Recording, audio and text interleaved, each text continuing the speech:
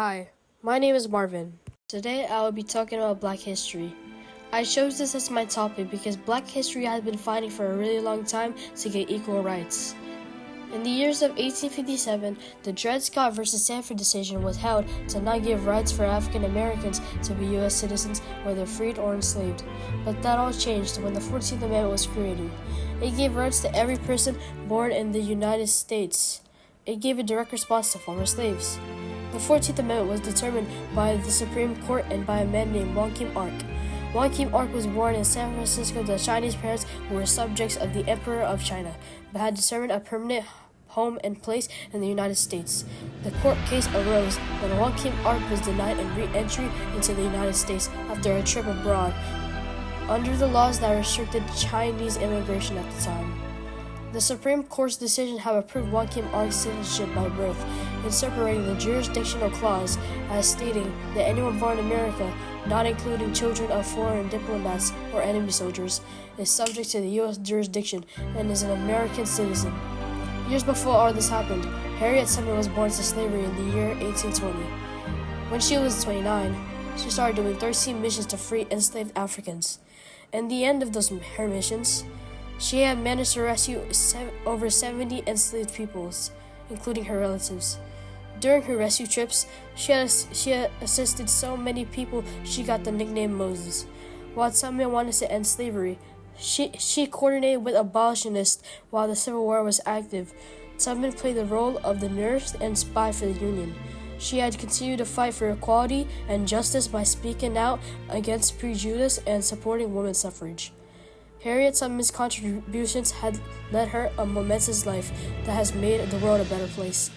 After Tubman passed away, Rosa Parks was born in the U.S. in 1913.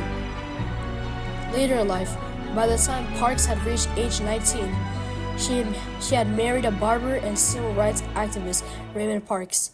He was an active member for the National Association for the Advancement of Colored People, which was a prominent civil rights organization. After a decade and 1 year, Rosa Parks had joined the Montgomery chapter of the NAACP. Her role was that she served as the secretary, which allowed her to work closer with civil rights leaders and activists in the community.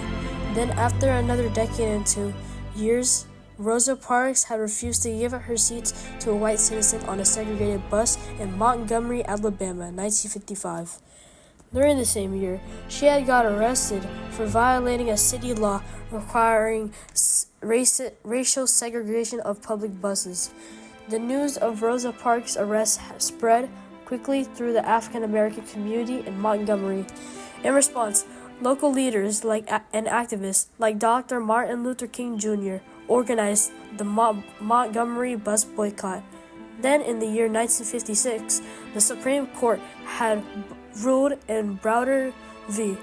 Gale that racial segregation on buses was unconstitutional and effectively ending bus segregation in Montgomery. After the bus segregation ended, Martin Luther King Jr. takes on.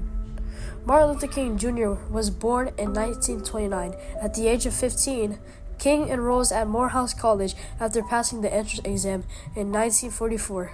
2 years later, the Atlanta Constitution delivers a letter to the editor from King supporting minority rights. In 1948, February 25, Martin Luther King Jr. was ordained and became an assistant pastor at Ebenezer Baptist Church in Atlanta, which was his father's church. Then on June 8, King graduated from Morehouse College with a bachelor's degree in sociology. After his degree, he had entered Crozer Theological Seminary in Chester, PA. A few years later, he then graduates Crozer with a Bachelor of Divinity degree. A year later, King meets his future wife, Coretta Scott. In 1955, King was named the president of the Montgomery Improvement Association, and then the year after, his house had gotten bombed, but no harm was caused to King, his wife, or his daughter.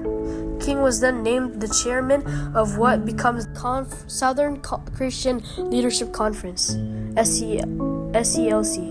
In the same year, King delivers his first national address, Give Us the Ballot. at the prayer pilgrimage for the freedom at the Lincoln Memorial in Washington in 1960. King was arrested at a sit-in demonstration at an Atlanta department store. He was sentenced to 4 months of hard labor for violating a suspended sentence in a 1956 traffic violation. He was released on $2,000 bail. He then got arrested 2 more times. He then delivered his I Have a Dream speech in 1963 at the Lincoln Memorial as 200,000 demonstrators take part in the March on Washington for Jobs and Freedom. After his I Have a Dream speech, 4 girls are killed by a bomb explosion at the 16th Street Baptist Church in Birmingham. King then delivers a eulogy for their deaths 3 days after. In 1965, King leads the march from Selma to Montgomery. King had demanded that the U.S. make better efforts in stopping the Vietnam War. A year after the demand, King gets assassinated on the balcony of the Lorraine Motel. These people that were mentioned played a really important role in Black history.